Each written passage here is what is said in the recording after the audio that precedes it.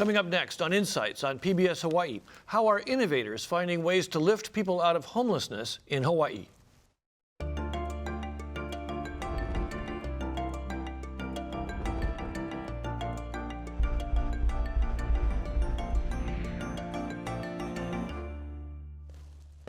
Aloha and welcome to Insights on PBS Hawaii. I'm Daryl Huff of Hawaii News Now. The state and counties have made solving Hawaii's homeless crisis a priority, but some private citizens are finding ways to provide direct help on their own, operating free medical clinics, providing on-the-job training, and putting roofs over people's heads. What inspired these individuals to find their own creative ways to help? What difference are they making in the lives of Hawaii's homeless? Tonight, how are innovators finding ways to lift people out of homelessness in Hawaii? We want to hear from you during tonight's show. Call 973-1000 if you live on Oahu, or 800-238-4847 if you're calling from a neighbor island. You can also watch Insights streamed live at pbshawaii.org. Just click on the title of tonight's show, or find us on Twitter at PBS Hawaii. Now to our panel. Carolina Jesus was a single mom when she first invited homeless people to share her home. In the 10 years since, she started the Shelter of Wisdom charity, which currently provides 63 men with affordable rental opportunities and other forms of support as they transition out of homelessness. Simon Chi is a medical student who volunteers with the Hawaii Homeless Outreach and Medical Education Project, or HOME.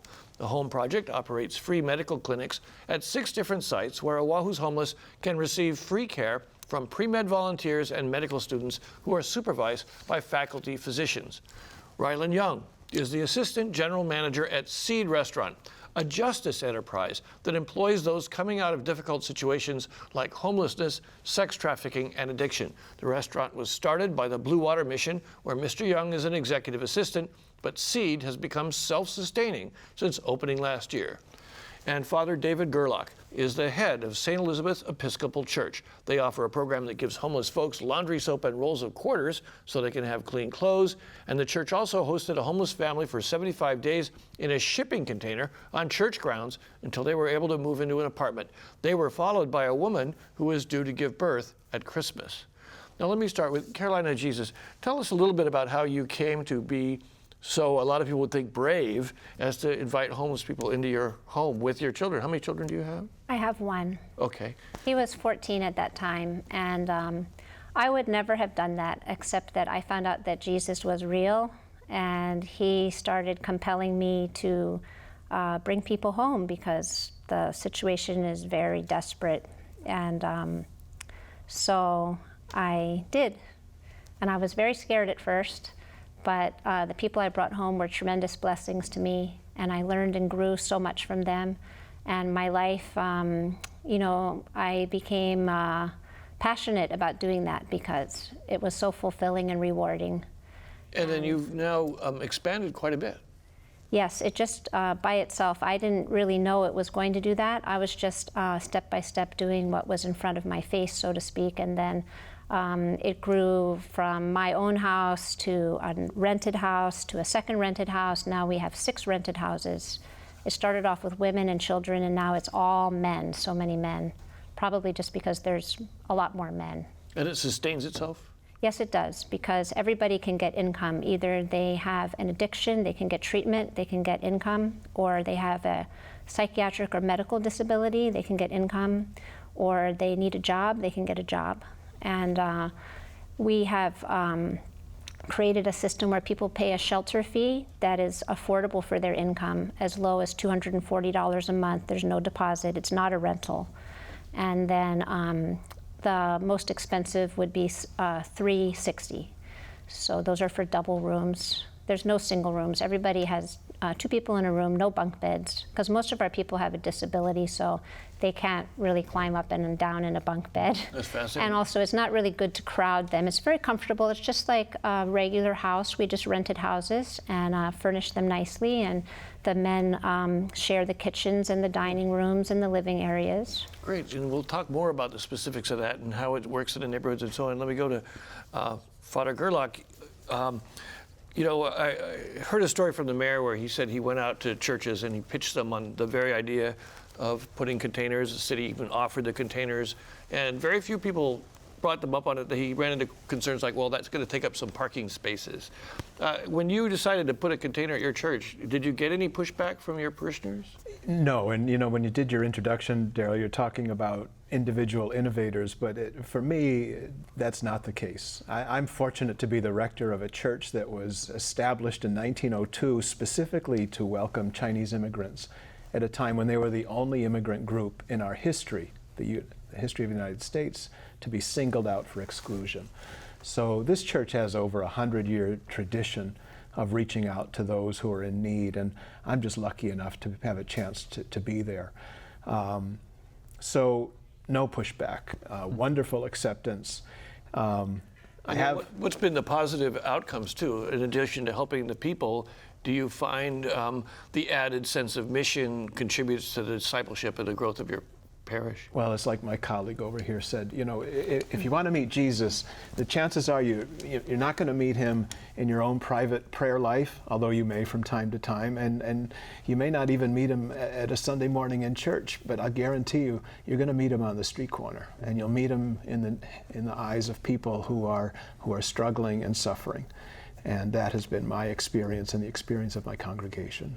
Ryland, tell us a little bit about how the business piece works with the training piece just give me a general idea of how this works. Yeah, so Seed, we offer kind of on-the-job training. And so a lot of the individuals that we are employing are coming out of very difficult situations: homelessness, domestic abuse, rescue from human trafficking, or just previous incarceration. And normally, previously incarcerated, you have a big red X on your record, and so it's hard for them to be able to get a job. But for whatever reason, maybe they went in young and are now getting out later in life, they don't have any skills. So whether it's in the back of the kitchen, we're teaching some of our employees how to cook. So if they're in the back, they're learning how to wash the dishes, they're learning how to show up on time, they're learning how to take direction.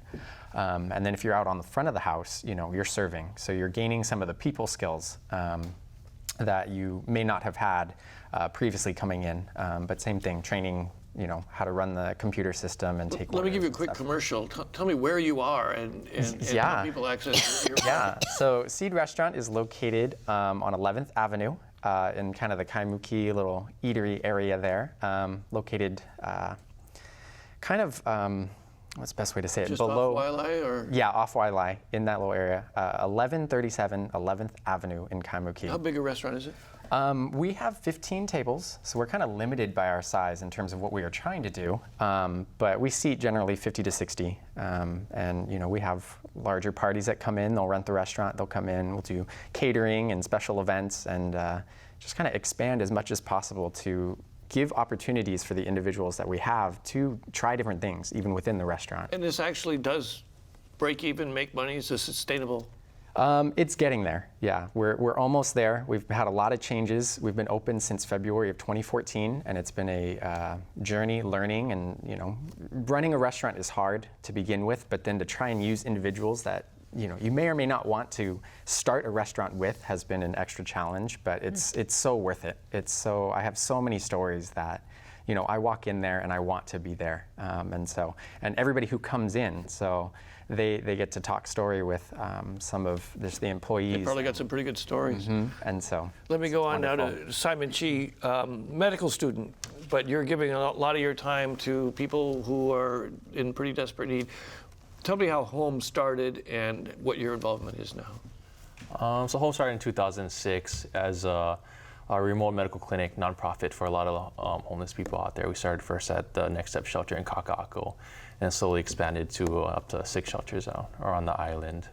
There's different roles I play as a part of the Home project. As a volunteer, I started off doing a lot of the paperwork, setting up the clinic.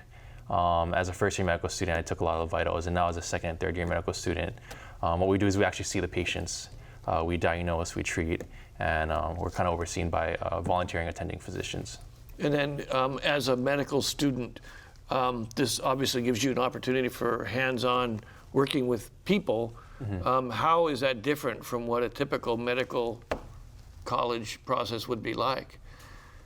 I think other schools definitely offer hands-on approaches to working with people.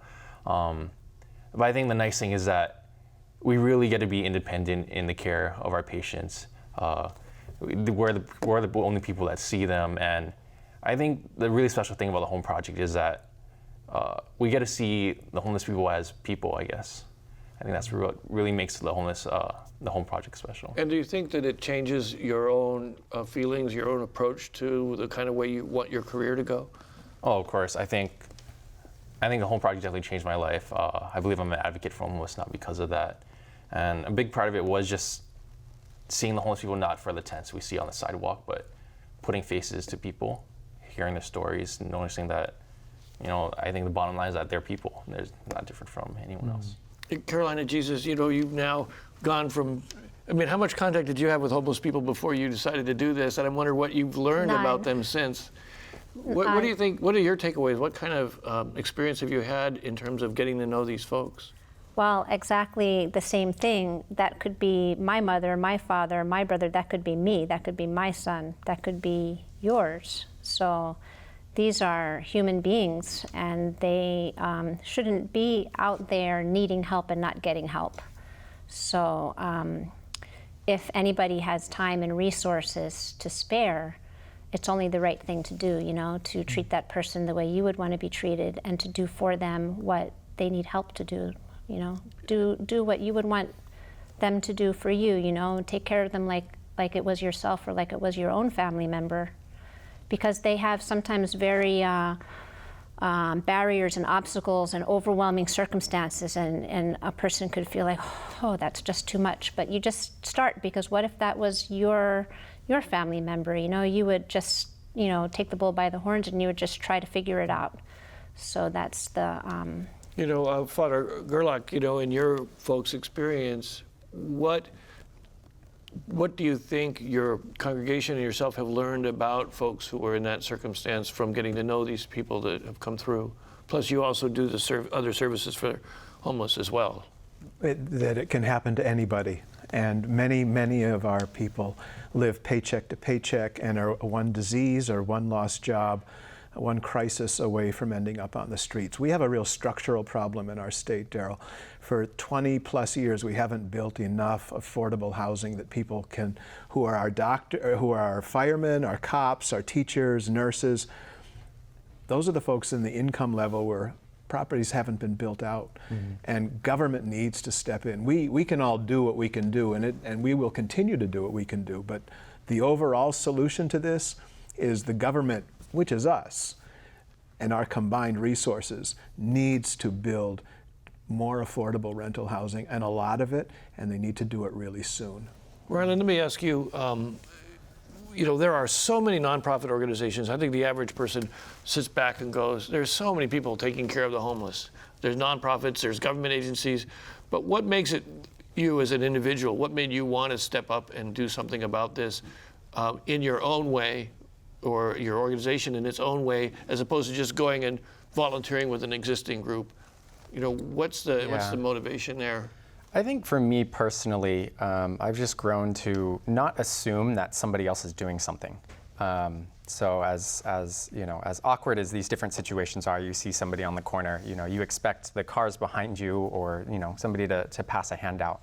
And so I've come to just kind of assume that, you can't assume that somebody else is trying to help this person. And so when I got involved with Blue Water Mission, the church in Kalihi, they were like, hey, we're doing this restaurant and this is what it's about. And I was like, they were like, hey, we need volunteers. And my first Sunday there, I was like, I'll come volunteer. I have no idea, any restaurant experience, but it sounds cool. It sounds like a way that I can contribute, a way that I can step in and do something. Did you have any business background at all? It sounds like you were somewhat recruited for this, but not because of your business sense. Yeah, so I started out as a volunteer, and I think it was just the willingness to learn, the willingness to step in and kind of learn, while I was at the restaurant, but then also begin to just have vision to see where the restaurant could go, how it could reach more and more people. And I think from that, it's just kind of given me a drive of, well, what can I look up? Who can I talk to? What books can I read? What can I do to learn more? And since then, I've taken on so many things. I started out as a host and just learning how to do that, which is easy, it's harder than it looks. But now it's like doing marketing and setting up events and social media and being able to be here and talk about seed. So you're saying you grew a lot from your experience, even though you just sort of jumped into it. Exactly, yeah. No business experience whatsoever, but it's gotten me thinking, what are next steps? How can I even, go on to further schooling and start like something like seed somewhere else? Because there's plenty of people, plenty of places that need help. So it's got me thinking. That makes me think, Simon, they often say that doctors don't like to do Medicaid, they don't like to do the government service type medicine. But from your experience, do you think that you're not going to be one of those kind of doctors? You're gonna take those low reimbursements when it comes time. Do you think? For sure. Experience with the home project and getting to know homeless really makes me want to kind of be a different, I guess, from that stereotypical physician that we see.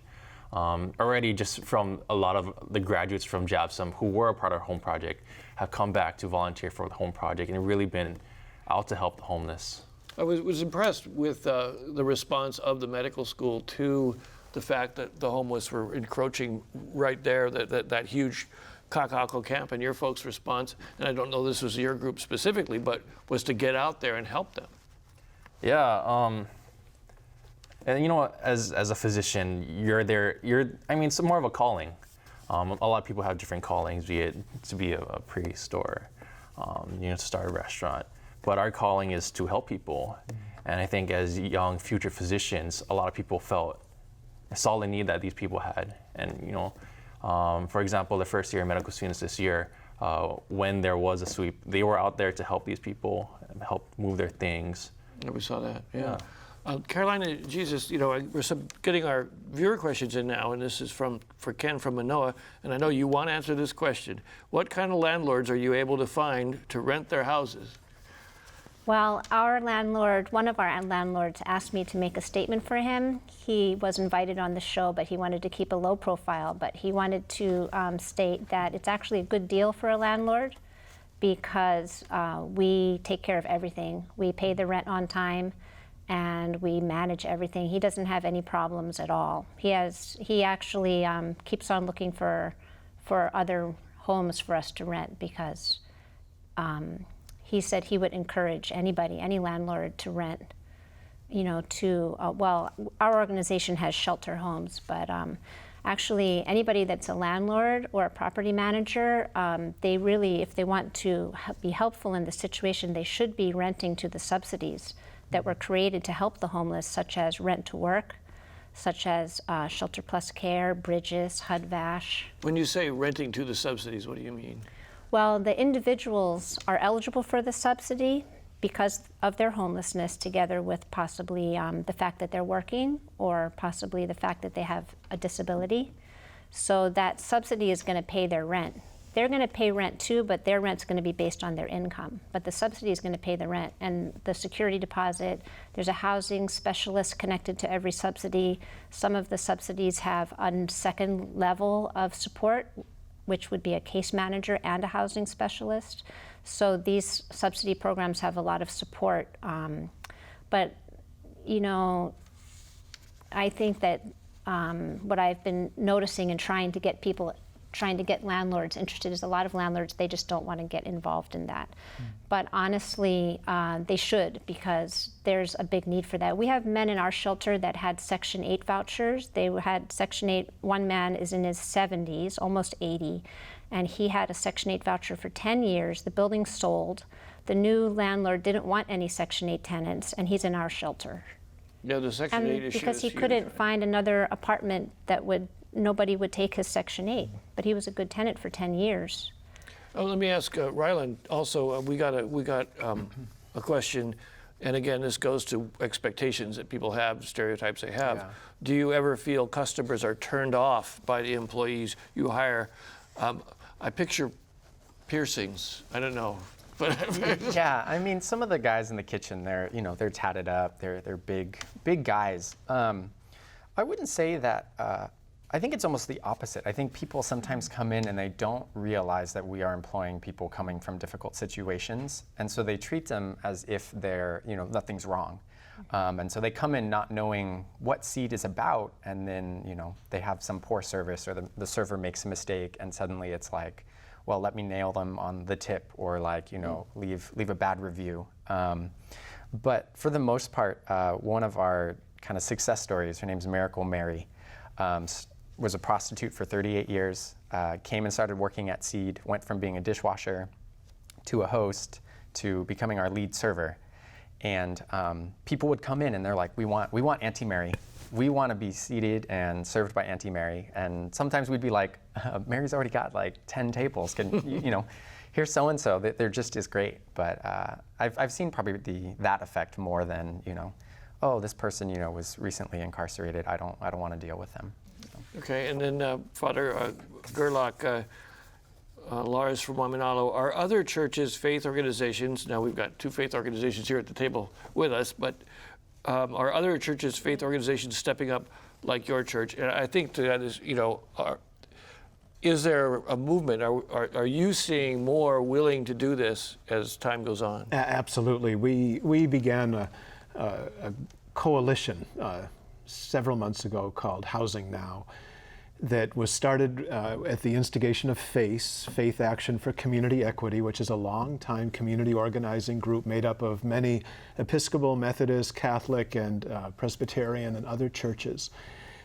We have 27 different organizations now, from churches to unions to just concerned social nonprofits, that meets regularly. We've done a very big rally at City Hall in the summer. We've got something coming up for the Ledge in January, and it's very much focused on lobbying and getting funding to get affordable housing built as soon as possible. Are you getting a sense that the community is really moving on this issue, coming together around this issue? I mean, as opposed to just 6 or 7 months ago? I do, and some of that is the enormity of the problem. Some of it is because you folks in the media have done a really good job of kind of keeping this in front of everybody's eyes.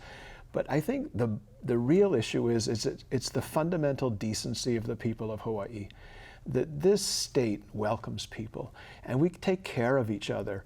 And this issue has snowballed very quickly, in a relatively short period of time, speaking specifically of intact families being on the streets. That has become a huge crisis in a relatively brief period of time. And I think that the people of our state are very concerned and want to do the right thing. There's an interesting flip side to this issue, and I think we all appreciate what all of you guys are doing. But also there's the question that comes up, and this is a caller from the Big Island. He says, I live on the Big Island where homelessness is not such a big problem. I think it's more invisible over there.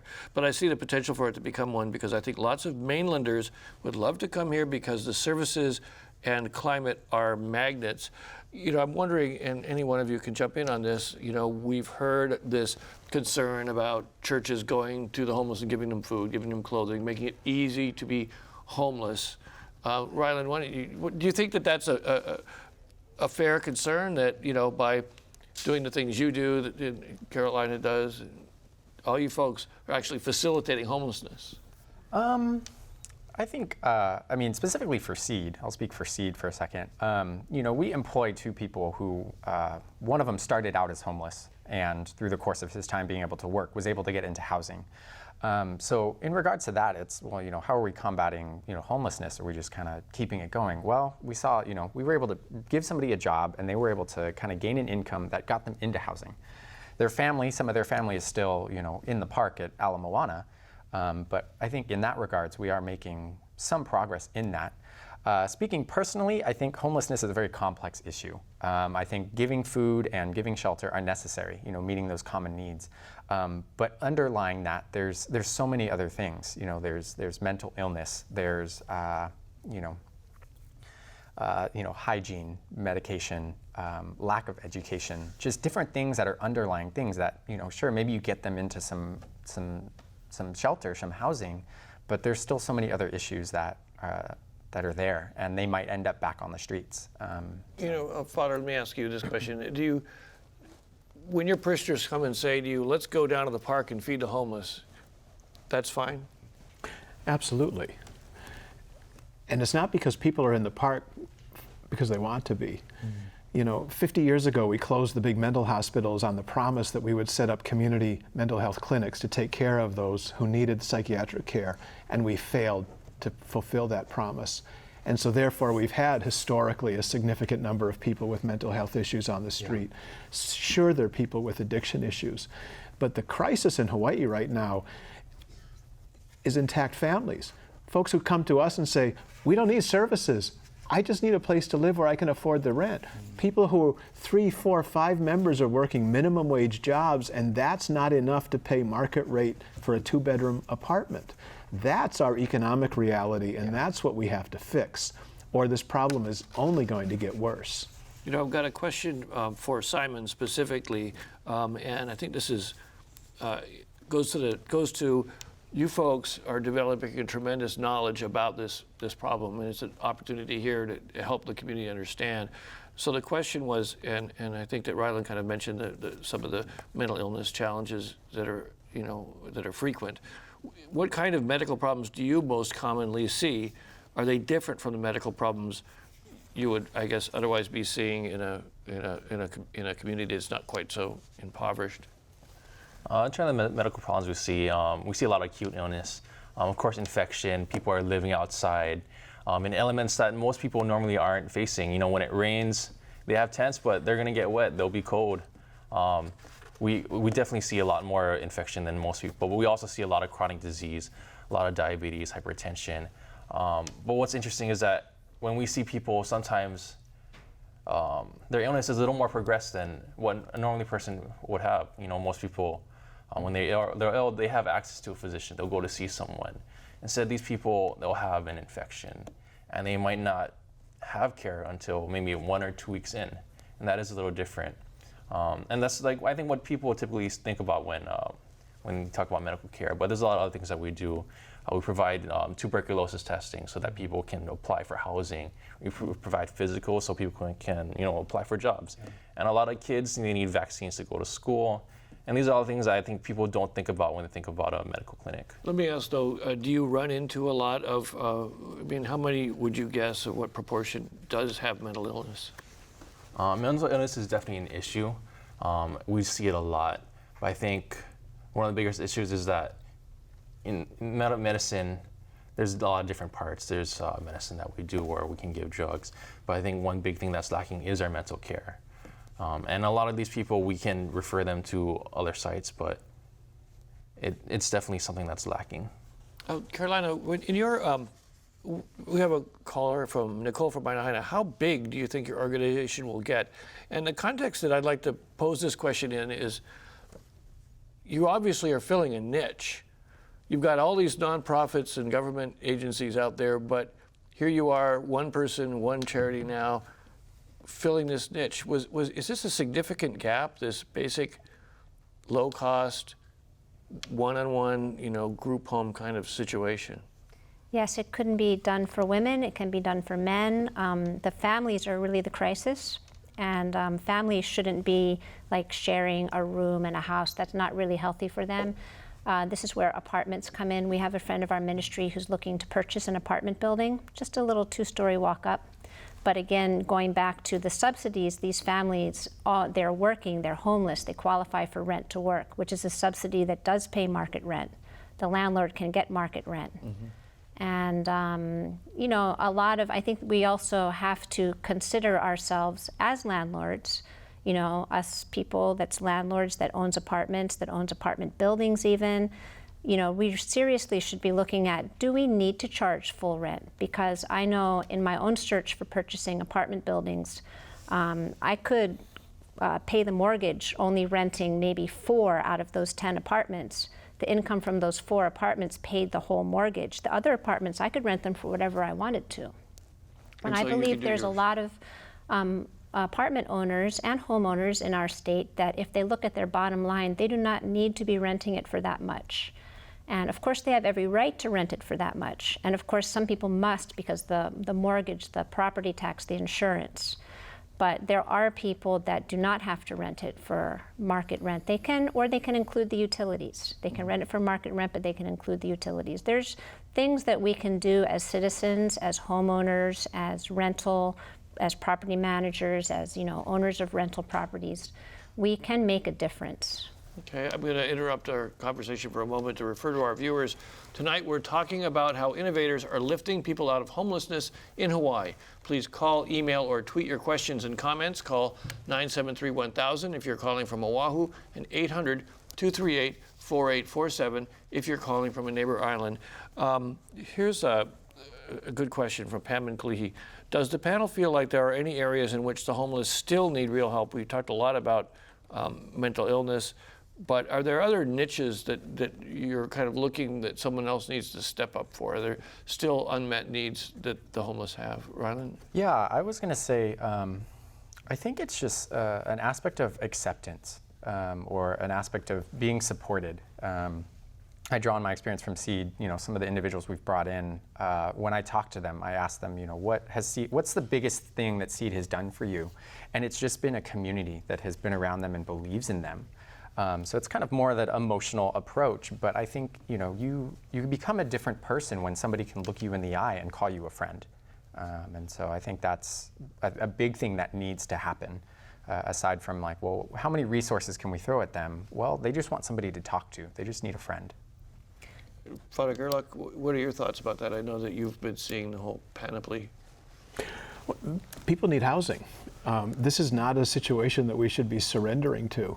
And I think when you mentioned about educating the community, one of the things that almost nobody knew, I met with Senator Hirono in Washington a year ago, and she didn't know it, is that back in the 80s, the federal government put a cap on the number of low-income housing projects that it would subsidize nationally. Now, that would be a brilliant strategy if we stopped having poor people who needed to live in those low-income apartments. But for 30 years, the number of federally subsidized units has stayed the same. That's crazy. We don't do that with our military. They're not using guns that were built in the 1980s. We don't do that with anything else. But housing for our people, we've done that for over 30 years. And that has to change too.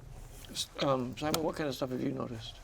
Honestly, I think the four of us here, we're part of the people that are trying to make a change for these homeless.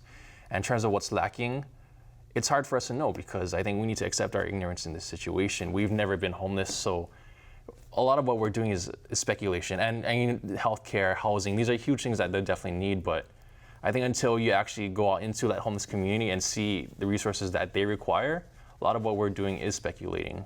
I got one question. How does the panel feel about sweeps? And it brings up this whole issue of compassionate disruption. The other day, Governor Ige actually adopted that term in his press conference on homelessness. It was quite striking because the mayor had been using it and the governor had been resisting it, but then he eventually came and he started using it.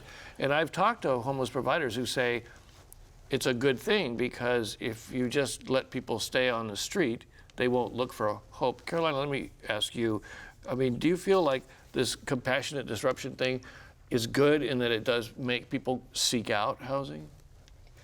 It's caused probably more damage than it has good. And I think everybody that's been working closely with people that have been sweeped will say that. What's wrong with the assumptions behind that statement?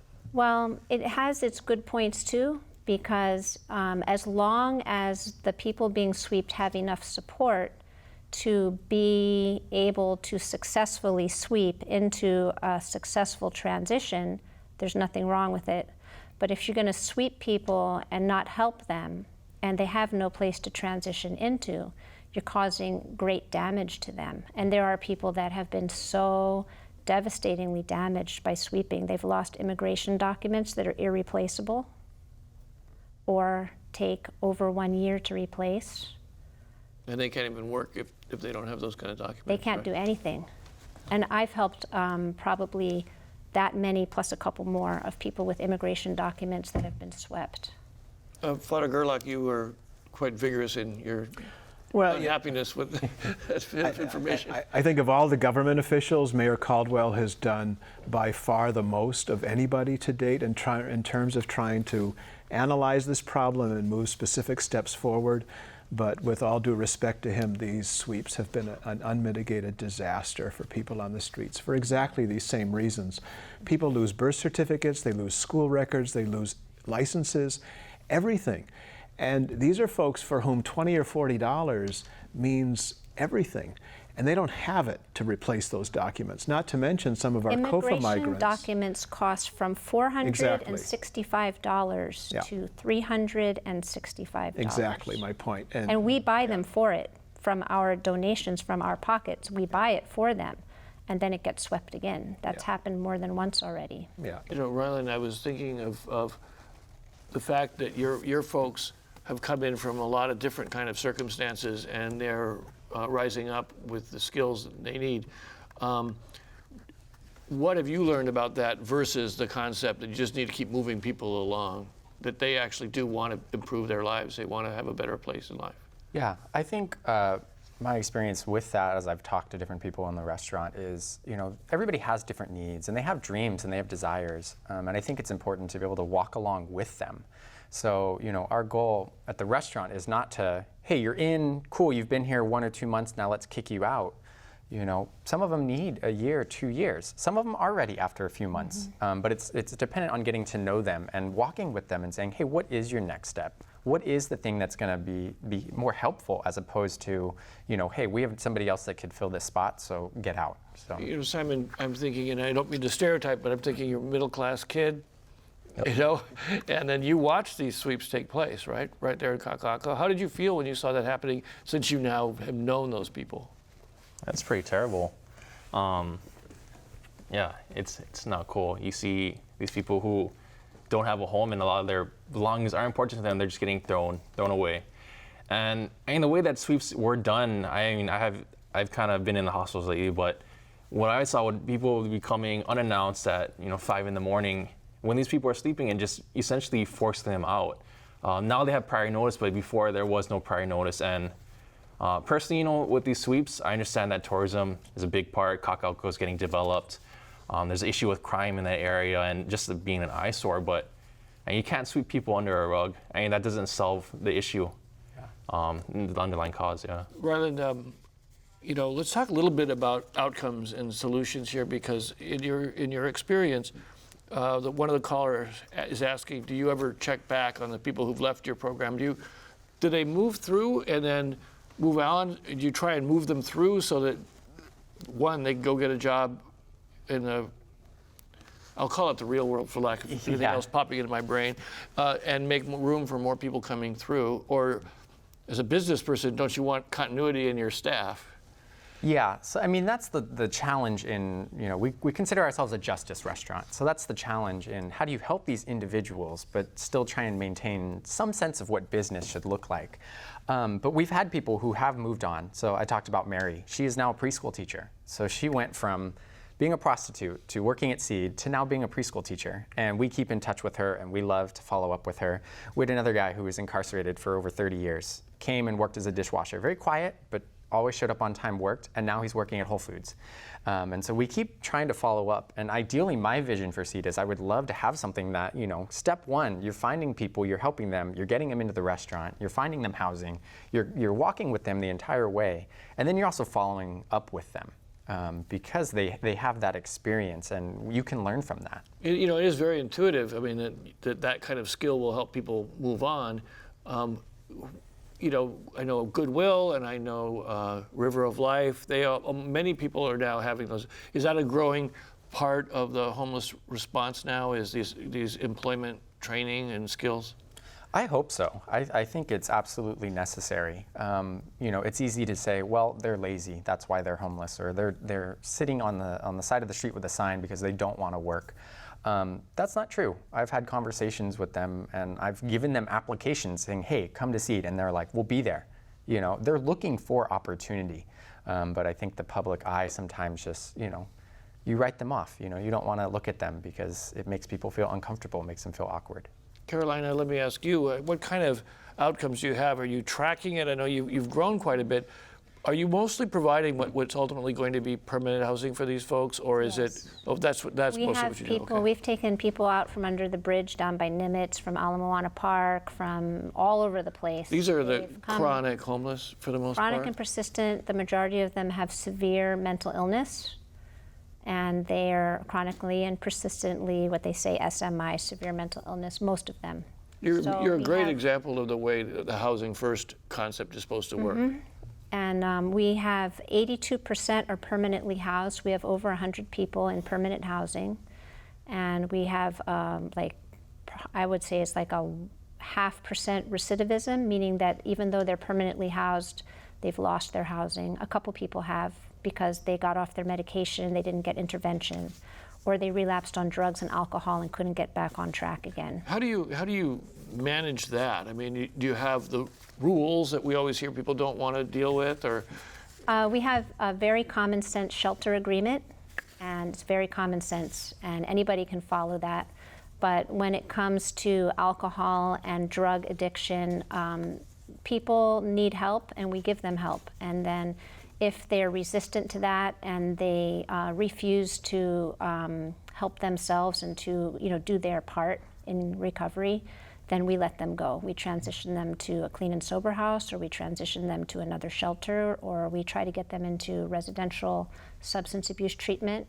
Oh, so you don't Or just give them the boot, sometimes- you try and get them hooked up with another. Absolutely, we do not give them the boot, because that would be creating another homeless person. Absolutely. Sometimes we have to, though, because if they're if they're not going to be compliant, and if they're not going to cooperate, and if they're going to cause any kind of violence or illegal activity, then they're out. Well, you'd have to be. Right? There's zero tolerance for violence or selling drugs on the property, that type of thing. Simon, again, we're talking about outcomes here. Does Simon ever follow up with his patients? Where do they go if they are in medical crisis? And this makes me think of a dollars and cents question for you is, do you think that by doing your service, you're saving hospitals and the government money by lowering the number of emergency room visits or acute illness that will cost a lot of money for an uninsured person? Yeah, the ER is expensive. And a lot of times, without a clinic or without a mobile clinic that goes and actually comes to these people, that's the first place they're going to go for a code, for simple things. And that's just all taxpayer dollars. And I mean, I believe that we are saving the money. Along with saving the people, of course. Oh, yeah, of course. Okay, here's an interesting question, and this kind of goes to this, none of you folks are directly involved with government other than you might be getting subsidies, you might be. We have no subsidies. Well, your members, your renters are getting, Yes. right? But otherwise, nothing. The caller asks, how does the government, city, state feel about what you're doing? I imagine that they would appreciate it, but at the same time, is it a hassle? Are there problems doing this? Are there code issues or anything like that? No, and I think the government agencies have been extremely grateful for all of the private efforts that have gone into fixing this. And I think we all recognize that government can't do this alone, but private citizens and nonprofits and churches can't do it alone either. We really need a partnership with everybody, all hands on deck, to resolve this problem. How is the coalition? I know that one of the big impetuses in state government has been to organize the nonprofits, get them all on the same page as far as data and reporting and so on. How is that going? Did that sort of falter during the administration turnover? Do you know? I think it's going okay. Scott's doing a really good job. Scott Morishige. Yes, as the housing czar. We just met with him at our Housing Now Coalition 2 weeks ago. The big thing on the state agenda ought to be, in my view, the redevelopment of Mayor Wright. I think that can probably go farther in the shortest period of time in providing the kind of low-income rental units that we need for the 30% and below of area median income people than any other project. It's got a developer who's signed on.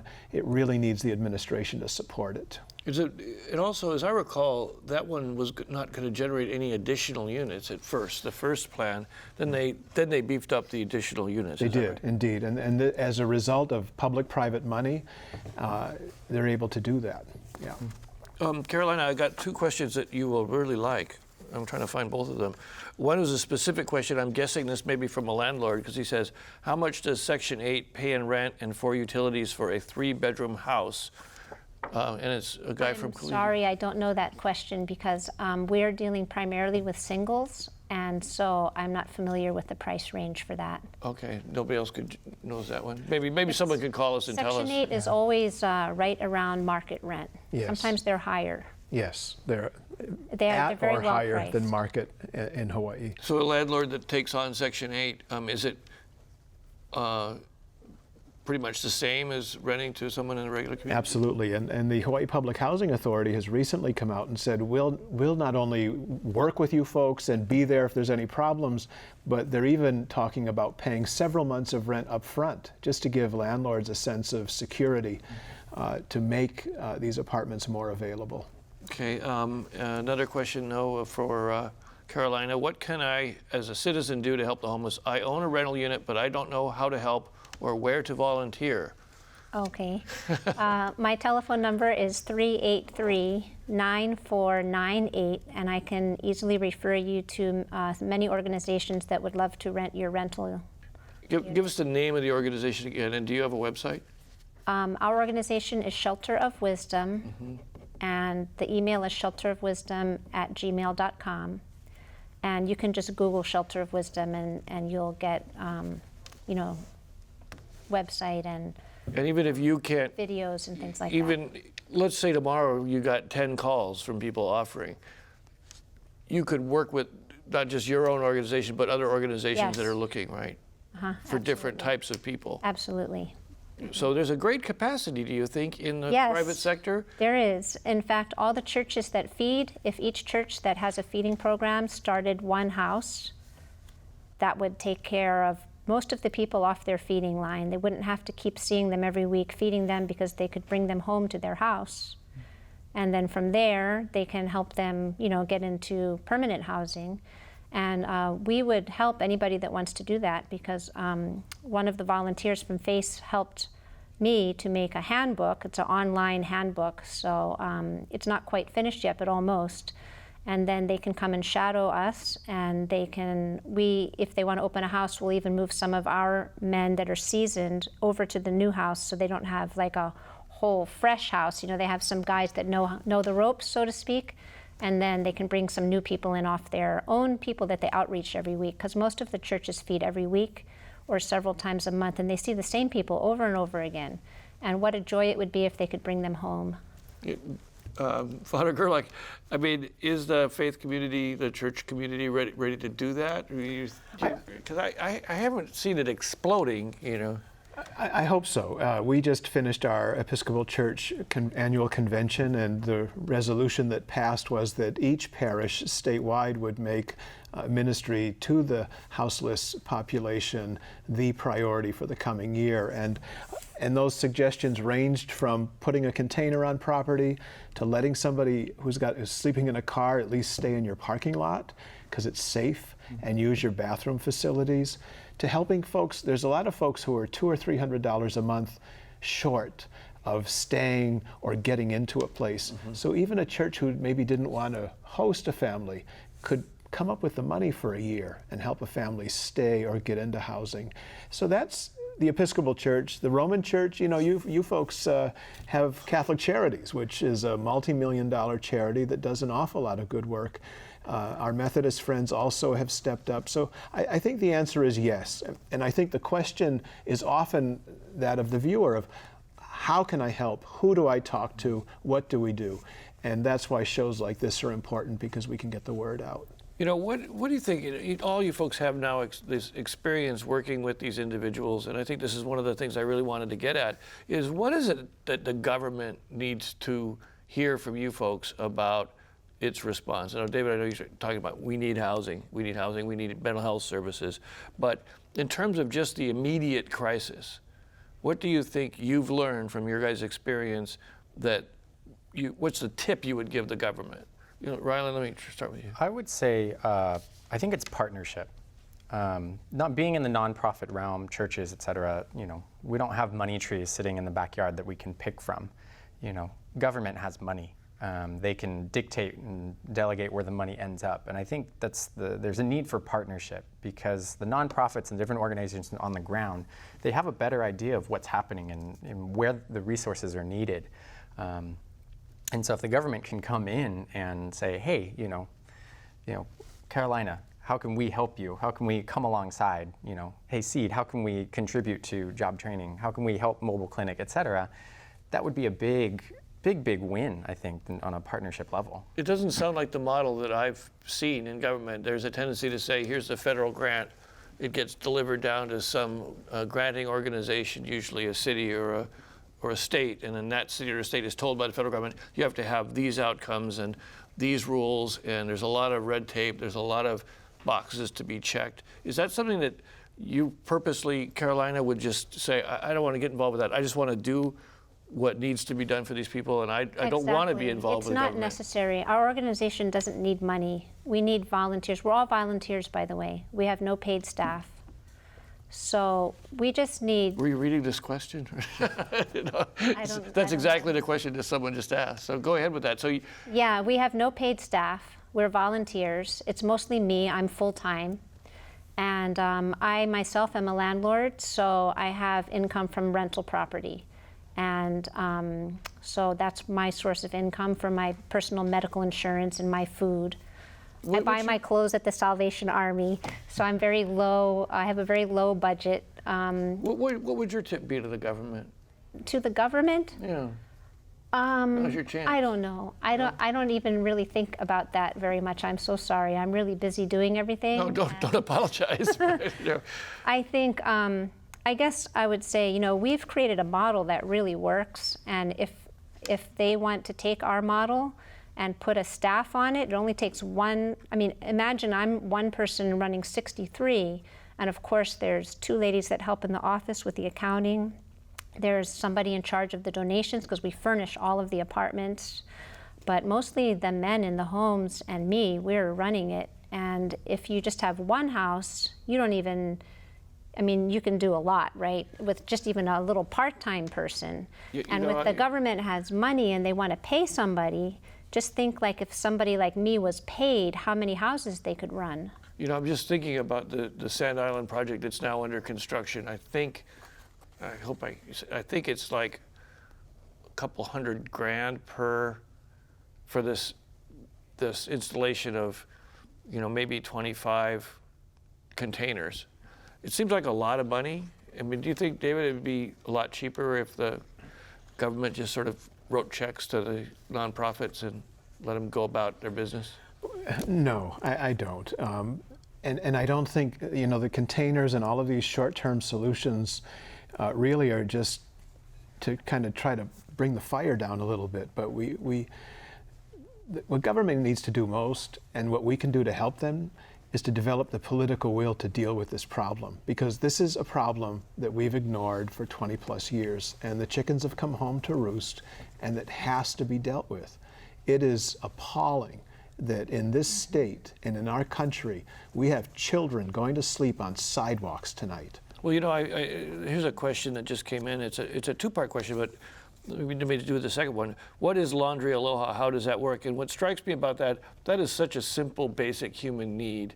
But you seem to, there's a lot of people that needed that, right? And it was stunning to me. This came to us from our sister Episcopal Church in Kauai, All Saints.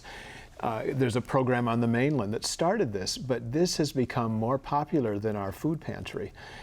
We give away about 45 packets a month of a $10 roll of coins, 2 extra large laundry pods, and a little St. Elizabeth's propaganda. And they're gone within several days. People will just come to the church and ask. And the gratitude that folks have, for the same reason, it rained last night. So with this, they can go wash and dry their clothes, or they can at least have clean clothes. And where do they go and wash, though? At the laundromat. Oh, okay, that's what the quarters are for. That's what the quarters are for. 2 extra large loads cost $10. And it's astounding the difference it makes in people's lives. And frankly, it's something I never even thought of. Gives you a sense of dignity that's really important. Absolutely. Another question from Matt Notakuli. What did each of them sacrifice to do what they do personally? Rylan, let me try with you. You're a young guy, a lot of potential in your life, but you're helping the poor. Do you feel like you're missing out on anything? I mean, I moved here about a year ago from California, left, family, friends, everything, all the opportunity there to just come here. I'd heard about what Blue Water was doing and what Seed was about. And do I feel like I'm missing out? No. I feel like I'm gaining more than I ever could anywhere else through just the experiences, the relationships, friendships, just things that are happening. Just real quick, Simon, you too? Me? If Yeah. I'm missing? No, this is what I've been working hard to do. I sacrificed a lot to get into med school, and it feels good. I really enjoy what I'm doing. It doesn't feel like I'm sacrificing a lot. Okay, well, we're going to continue this for our web extra after I say goodnight, but thank you all. Great panel. And I want to say to our viewers, next week, Insights will air at a special time, 8:30 p.m., after PBS Hawaii presents A Place in the Middle, a film about a 12-year-old girl who finds acceptance as she steps up to lead an all-male hula group at her school. Insights will explore how to best support children who are in the middle, identifying as both male and female. How can our community better understand gender diversity? That's next week on Insights on PBS Hawaii. I'm Daryl Huff. A hui ho.